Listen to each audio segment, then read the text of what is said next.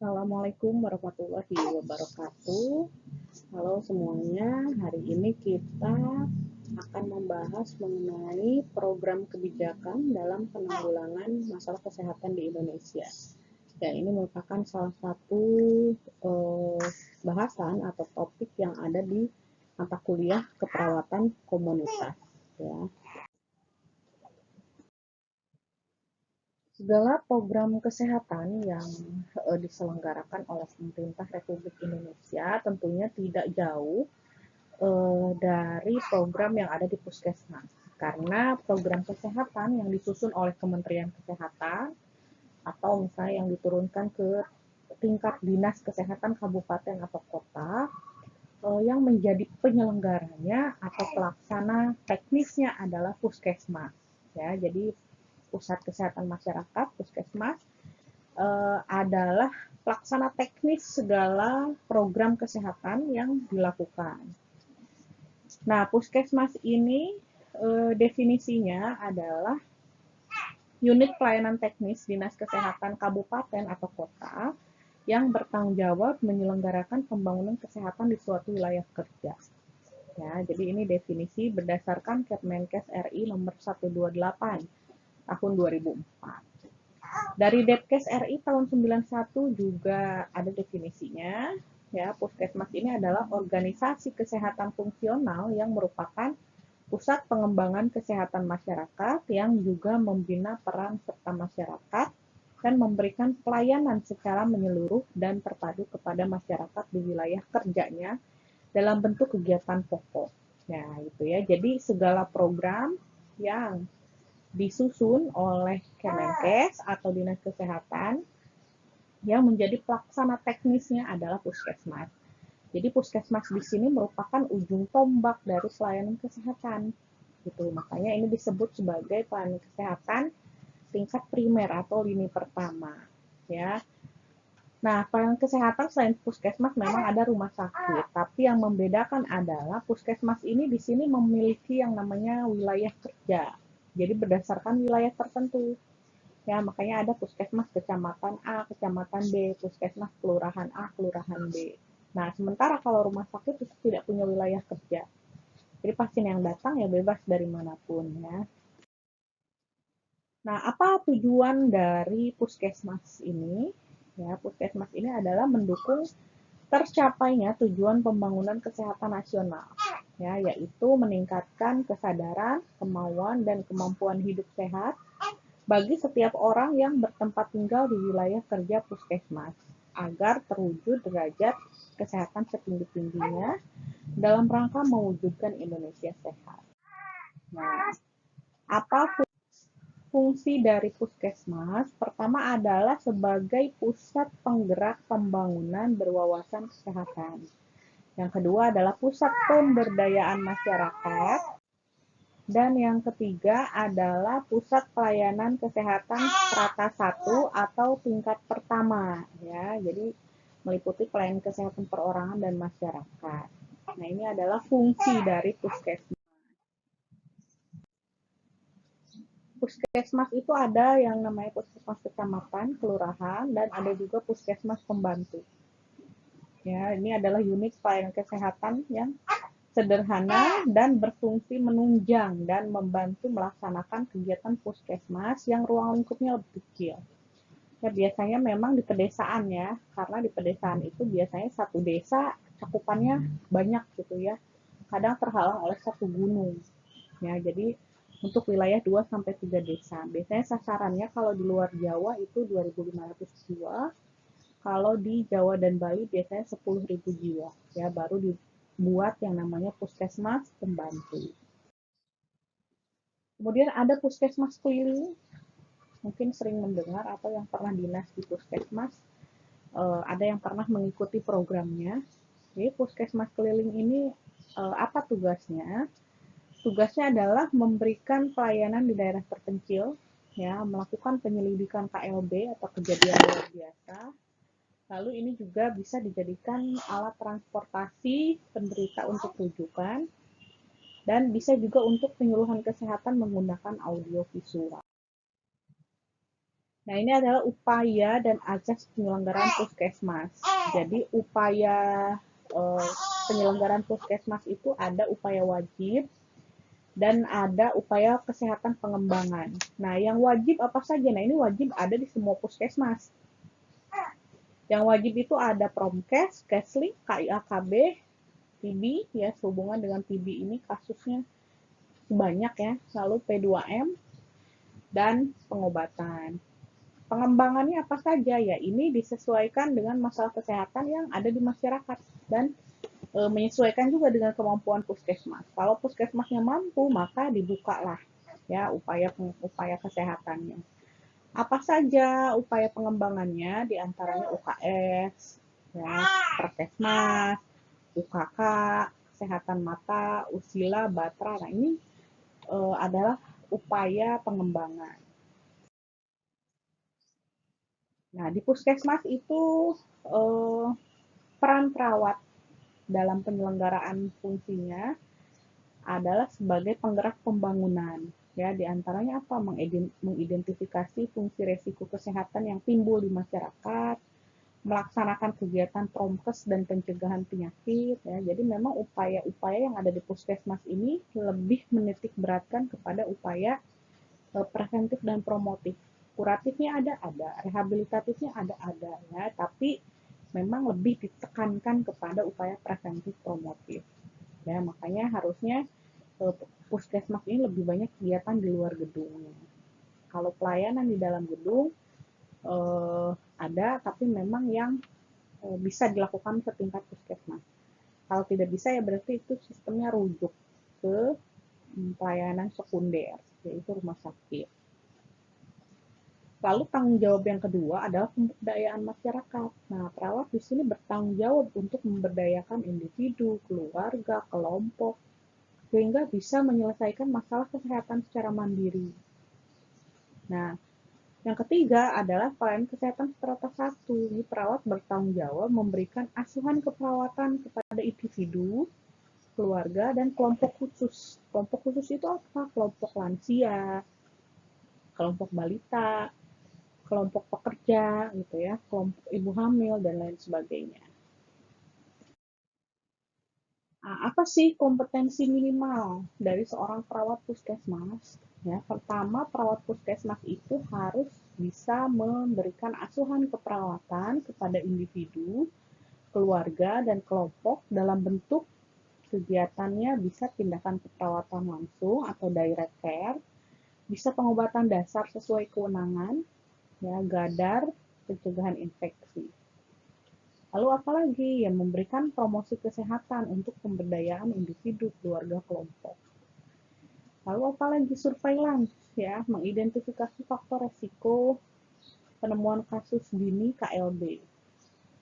Nah, lalu membina pelayanan kesehatan yang bersumber daya masyarakat, lalu pelatihan kader, monitoring dan evaluasi program, dan pendokumentasian. Nah, ini adalah kompetensi minimal dari perawat puskesmas.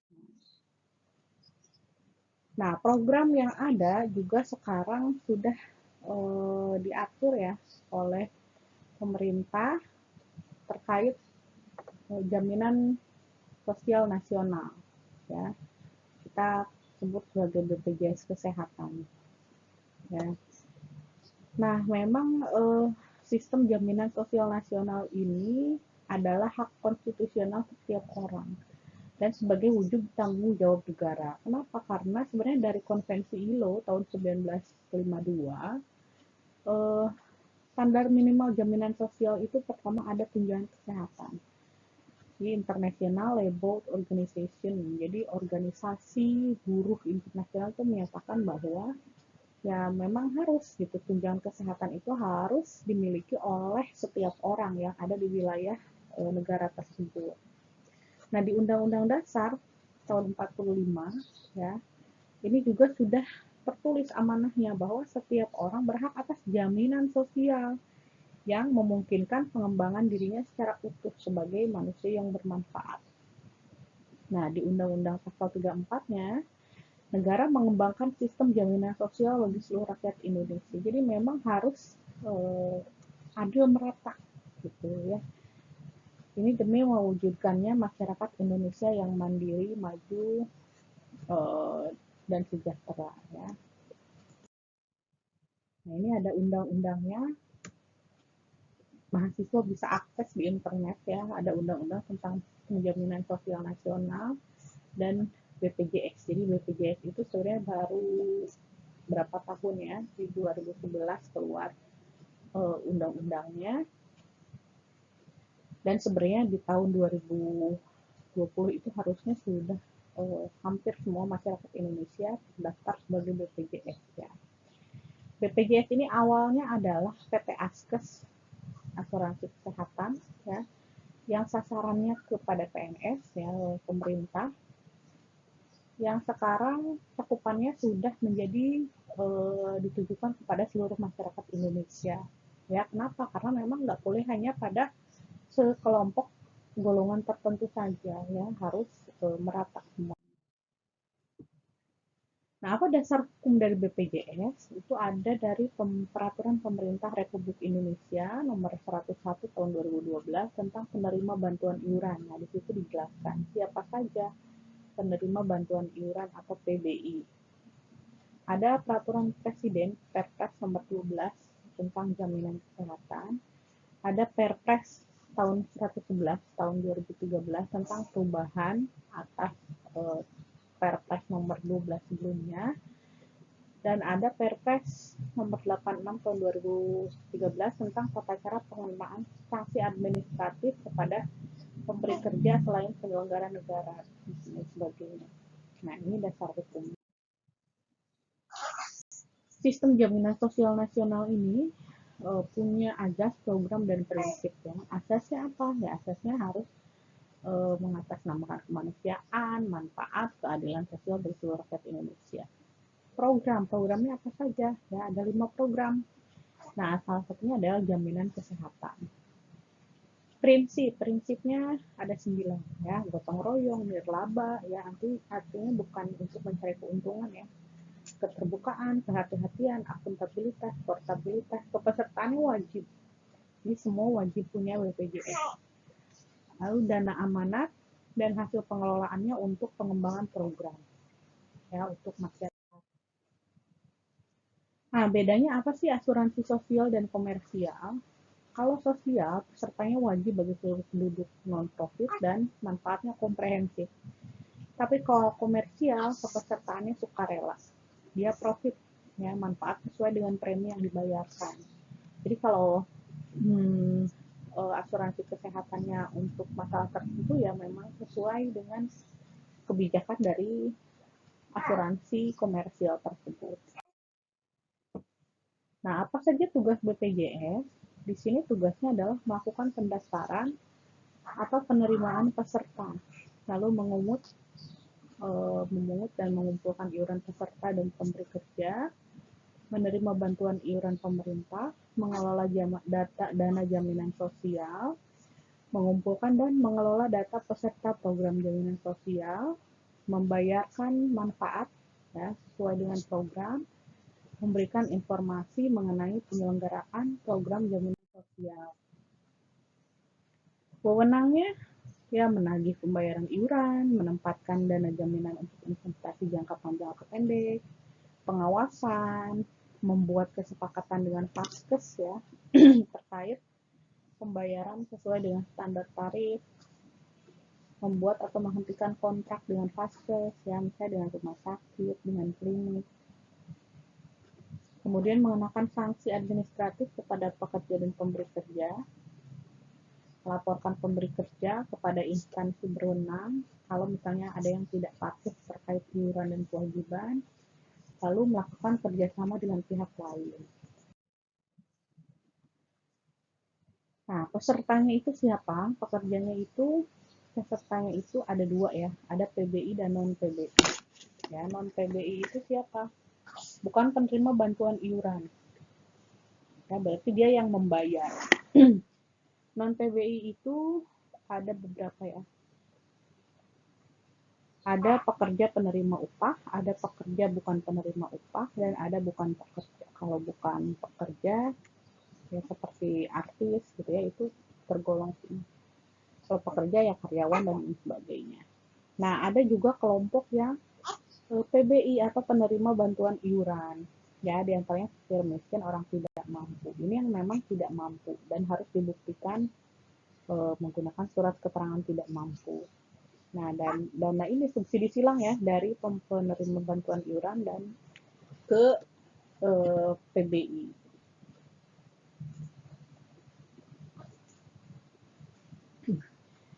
Nah, untuk sistemnya yang mendaftar untuk BPJS ini harus mendaftarkan juga anggota keluarganya.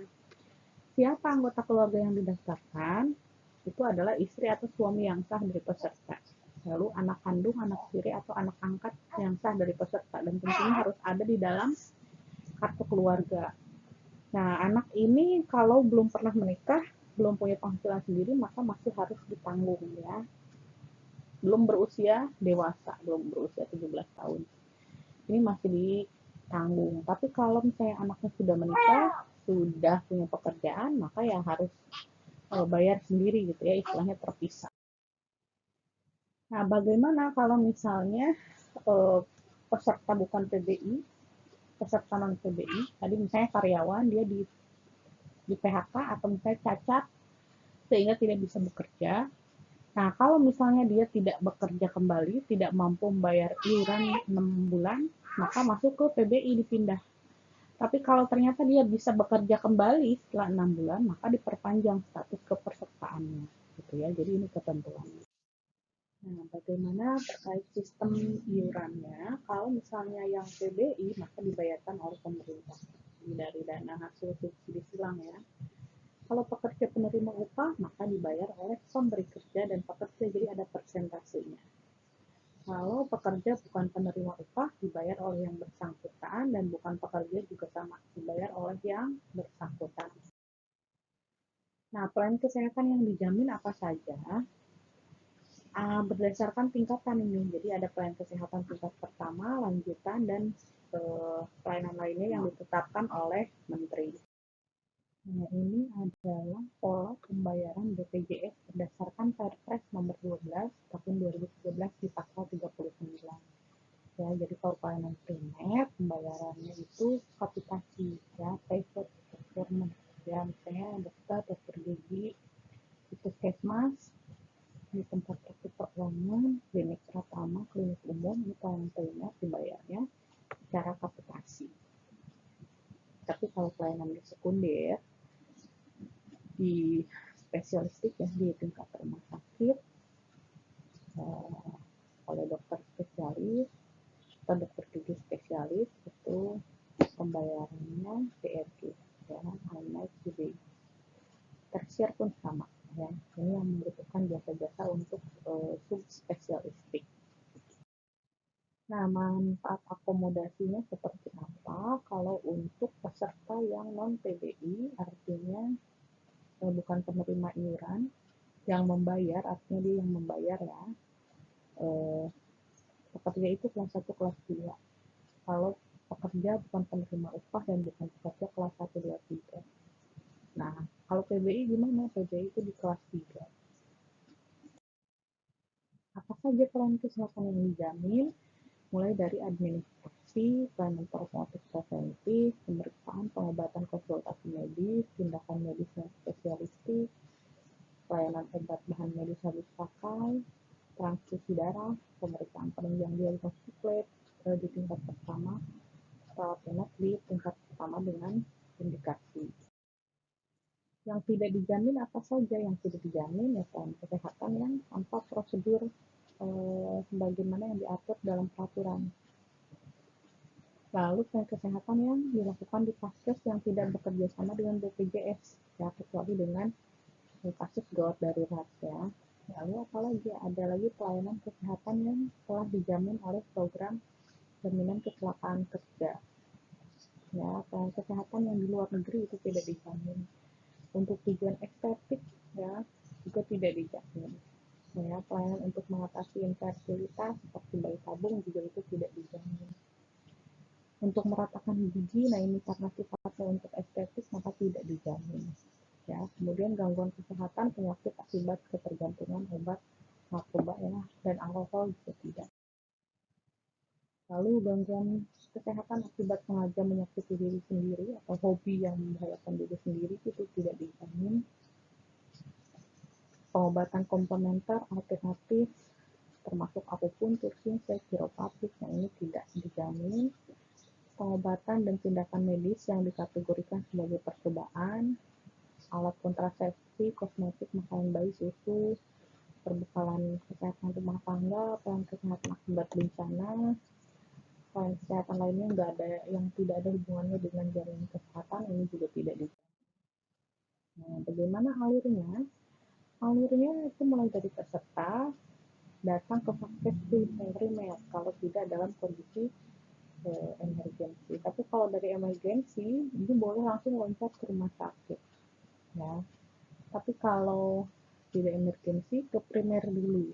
Nanti kalau perlu dirujuk, ya dari vaskes primer akan merujuk ke rumah sakit tipe C dulu, baru nanti ke tipe B, tipe A. Nah, dari rumah sakit nanti baru mengklaim ke BPJS, ya, cabang BPJS. Nah, kemudian berbicara terkait program kesehatan, beberapa program yang cukup banyak digaungkan, artinya masalah ini menjadi masalah yang cukup krusial di bidang kesehatan, diantaranya adalah terkait kota sehat. Ya. Kota sehat, nah, kota sehat ini merupakan suatu program yang dijalankan untuk mendorong pada pemerintah kotanya untuk bisa menciptakan lingkungan kotanya menjadi lingkungan yang sehat. Dan ini sudah diatur di dalam Permenkes nomor 34 tahun 2005. Nah, tujuannya apa? Untuk tercapainya kondisi atau kabupaten kota dengan hidup bersih, nyaman, aman, sehat untuk dihuni, ya, sebagai tempat bekerja juga bagi warganya, sehingga bisa terlaksana berbagai program kesehatan dan sektor lain. Nah, ini tujuan akhirnya nanti meningkat sarana dan produktivitas serta perekonomian masyarakat juga ikut meningkat. Nah, ini tujuannya. Ya, seperti dibahas sebelumnya bahwa lingkungan yang sehat itu sangat mendukung sekali untuk masyarakatnya bisa produktif. Ini sasarannya, ya, eh, terlaksanaannya program kesehatan dan sektor terkait melalui pemberdayaan forum yang disepakati masyarakat, lalu terbentuknya forum masyarakat yang mampu menjalin kerjasama antar masyarakat, Pemda, dan pihak swasta, juga menampung aspirasi masyarakat. Lalu terselenggaranya upaya peningkatan lingkungan fisik, sosial, budaya, serta perilaku dan pelayanan kesehatan yang dilaksanakan secara adil, merata, dan terjangkau dengan memaksimalkan seluruh potensi sumber daya di kabupaten tersebut. Dan yang keempat, terwujudnya kondisi yang kondusif bagi masyarakat. Nah, ini tatanannya. Penyelenggaraannya bagaimana? Tatanannya ini dikelompokkan berdasarkan kawasan atau permasalahan khusus, ya. Ada kawasan pemukiman, sarana lalu lintas, pertambangan sehat, hutan sehat, industri perkantoran sehat, pariwisata sehat, pangan gizi, masyarakat sehat mandiri, dan kehidupan sosial yang sehat. Nah, ini sesuai dengan wilayah. Nah, klasifikasi dan kriteria ini berdasarkan penghargaan, ada 3 kategori, ya. Ada penghargaan PADAPA. Nah, ini ada kriteria-kriteria tertentunya, misalnya kurang-kurangnya memilih 2 tatanan yang tadi, ya. Ini mencakup 51 sampai 60 kecamatan. Kemudian tatanannya melaksanakan 51 sampai 60% dari semua kegiatan. Nah, kegiatannya bisa dipilih sekurang-kurangnya 1 indikator program. Ya, bisa fisik, sostek food atau kesehatan, dan lain sebagainya. Dan yang kedua adalah Wiwerda. Ya, Wiwerda ini ada di dalam taraf pembinaan. Ini lebih tinggi lagi kategorinya, ya. Dia memilih 3 sampai 4 tatanan, 61 sampai 70% kecamatan yang terlibat. Terus kegiatannya 61 sampai 70%, ya, dan kegiatan yang dipilihnya lebih dari satu. Nah, yang ketiga ini Wistara ini diberikan kepada kabupaten atau kota yang sudah ada di tahap pengembangan. Jadi ini yang sudah bagus ya. Nah, ini memilih 5 tatanan, terus kecamatannya 70%, dan kegiatannya juga 70%. Dan indikator programnya itu juga banyak ya, tidak hanya satu. Ini indikator-indikatornya nanti bisa kalian lihat, pelajari apa saja indikator untuk mencapai hal tersebut ya. Ini nanti saya tidak akan bahas satu persatu ya. Nah, program yang kedua adalah terkait gizi buruk. Ya, kita tahu bahwa masalah gizi ini selalu disoroti setiap tahun. Ya, terutama yang gizi buruk, walaupun angkanya sudah menurun ya. Tapi kasus gizi buruk dan gizi kurang itu masih tinggi. Kemudian masalah gizi lainnya adalah stunting. Nah, ini yang menjadi sorotan pemerintah beberapa tahun yang lalu sampai dengan saat ini. Nah, gizi buruk itu adalah suatu kondisi yang dilihat berdasarkan hasil pengkajian antropometri. Jadi bagaimana cara mendiagnosisnya? Ya didiagnosis menggunakan antropometri. Jadi ada rumusnya. Kalau misalnya berat badan dibagi tinggi badan atau berat badan dibagi panjang badannya kurang dari negatif 3 standar Devian, maka ini dikategorikan sebagai gizi buruk.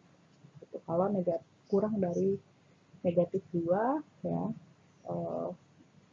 standar Devian, maka gizi kurang. Nah, ciri-cirinya bagaimana ya? Terlihat sangat kurus, ada edema, terus ada edema minimal pada kedua punggung ya. Dan hasil pemeriksaan antropometrinya kurang dari negatif 3, maka ini masuk ke kategori gizi buruk. Kalau misalnya negatif 3 sampai dengan negatif 2 ini kurus, standar klinisnya gizi kurang. Nah, ada lagi gizi baik, ini kategorinya ya dari WHO. Nah, ada juga obesitas ya. Selain gizi buruk atau gizi kurang, juga sebenarnya masalah yang mulai muncul, mulai naik ini adalah gizi buruk. Nah, ini tanda gejalanya. Bisa gizi buruk dengan edema disebut kwashiorkor, ada gizi buruk tanpa edema disebut marasmus, atau bisa marasmus kwashiorkor gitu. Jadi bisa di antara ketiga ini. Nah, tanda klinisnya kalau dengan edema bagaimana? Ya, ototnya mengecil, ada kelainan di kulit berupa bercak merah muda yang meluas, lalu berubah menjadi coklat kehitaman terkerupas. Nah, sering disertai penyakit infeksi, biasanya diare, ya, kadang anemia juga. Nah, kalau marasmus bagaimana? Wajahnya seperti orang tua, cengeng, rewel, kulitnya keriput, gitu ya. Perut umumnya cekung, tulang rusuknya menonjol, ya, sering disertai penyakit infeksi, ya, umumnya kronis dan berulang.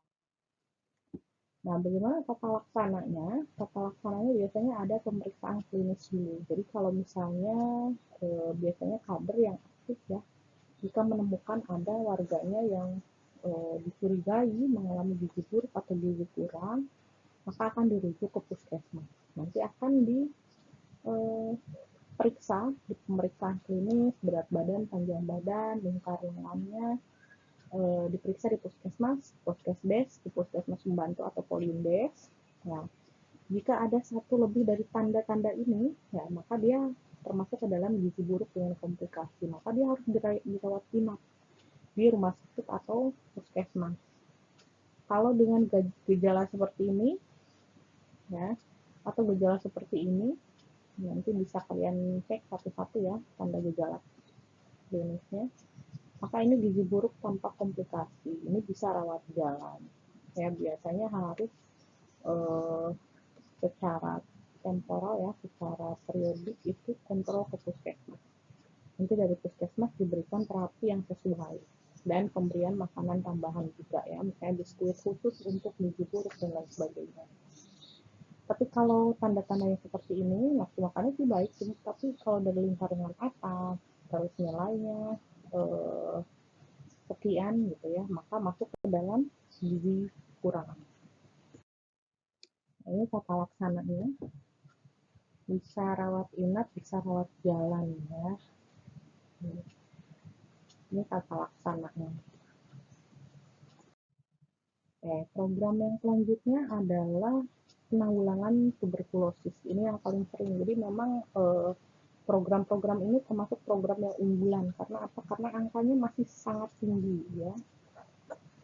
Tuberkulosis itu penyakit yang sudah cukup lama, di mana di luar negeri sebenarnya sudah ada beberapa negara yang sudah tidak ada kasus TB-nya atau nol, tapi di Indonesia kasusnya masih banyak. Bahkan kasus TB-nya bukan TB biasa lagi, tapi sudah TB berulang gitu ya. TB sudah TB berulang. Nah, di lapangan bagaimana? Dilakukan penemuannya bisa dengan cara pasif, pasif promotif case finding, dan pemeriksaan terhadap kontak pasien TB gitu. Jadi kalau ada pasien TB positif, BPA positif, maka diperiksa terhadap orang-orang yang telah kontak dengan pasien tersebut.